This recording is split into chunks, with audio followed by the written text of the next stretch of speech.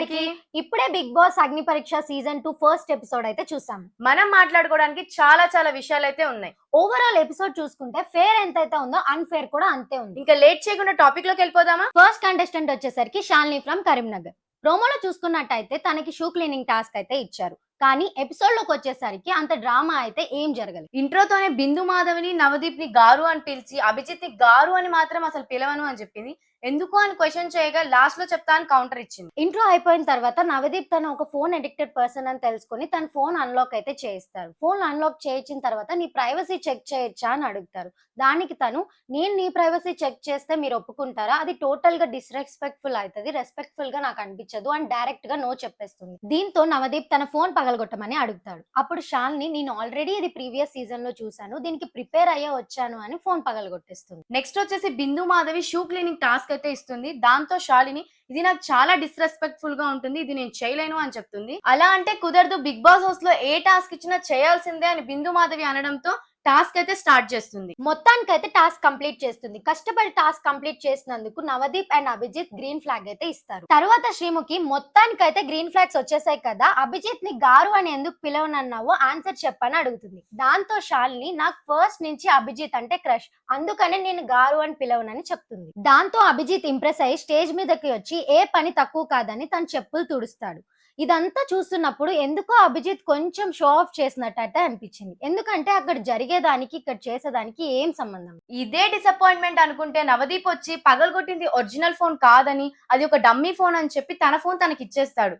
అంటే ఇదంతా చూస్తున్న ఆడియన్స్ ఏమన్నా ఫూల్సా అని అనిపించింది. ఇలా ఎందుకు అనిపించింది అంటే బిగ్ బాస్ అనేది కామనర్స్ కి ఒక గోల్డెన్ ఆపర్చునిటీ లాంటిది. అలాంటి చోట ఇలాంటివి చేయడం వల్ల తర్వాత వచ్చే కంటెస్టెంట్లకి అలాగే ఆడియన్స్ కి కూడా ఈ షో మీద సీరియస్నెస్ అయితే పోతుంది. సెకండ్ కంటెస్టెంట్ వచ్చేసి అభి సాంగర్ ఫ్రమ్ వైజాగ్. ముగ్గురు జడ్జెస్ కూడా తనను ఒక ఎంటర్టైన్మెంట్ పర్పస్ లోనే చూసారు. ఫన్నీ క్వశ్చన్స్ అడిగారు. లాస్ట్ కి వచ్చేసరికి యూఆర్ అన్ఫిట్, అంత ఏజ్ లేదని చెప్పేసి సింపుల్ గా రెడ్ ఇచ్చేసి పంపించేశారు. థర్డ్ కంటెస్టెంట్ వచ్చేసి సింగర్ ఝాన్సీ ఫ్రమ్ సూర్యాపేట్. తను వచ్చేసి ఒక రైతు కుటుంబం నుంచి వచ్చిన అమ్మాయి. తన ఇంట్రోకి, ఇన్నోసెన్స్ కి, కాన్ఫిడెన్స్ కి ఇంప్రెస్ అయిన జడ్జెస్ బిందు మాధవి, నవదీప్ వచ్చేసి గ్రీన్ ఫ్లాగ్ అయితే ఇస్తారు. కానీ అభిజిత్ మాత్రం రెడ్ ఫ్లాగ్ ఇచ్చి నువ్వు ఇంత అమాయకంగా ఉంటే బిగ్ బాస్ హౌస్ లో అస్సలు సర్వైవ్ అవ్వలేదు, నీలో ఇంకా ఫైటింగ్ స్పిరిట్ పెరగాలి, ఈ అగ్ని పరీక్ష లోపు నువ్వు అది నేర్చుకొని బిగ్ బాస్ కి అయితే వెళ్ళాలని చెప్పి ఒక పాజిటివ్ ఇంటెన్షన్ తోనే రెడ్ ఫ్లాగ్ అయితే. ఫోర్త్ కంటెస్టెంట్ వచ్చేసి the most awaited Uppal Balu. తను వచ్చి రాగానే శ్రీముఖి అయితే నేను నీకు పెద్ద ఫ్యాన్ అని అంటుంది.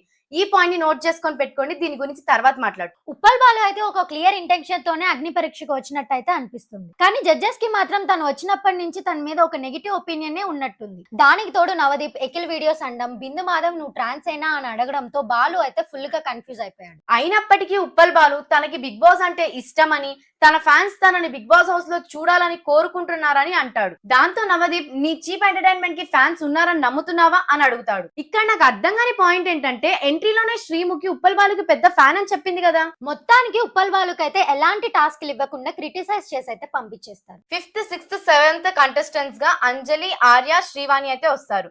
వాళ్ళకి సింపుల్ గా రెడ్ ఫ్లాగ్ ఇచ్చి అయితే పంపించేస్తారు. ఎయిత్ కంటెస్టెంట్ వచ్చేసి దెబ్రా ఫ్రమ్ హైదరాబాద్. తిన ఒక మోడల్.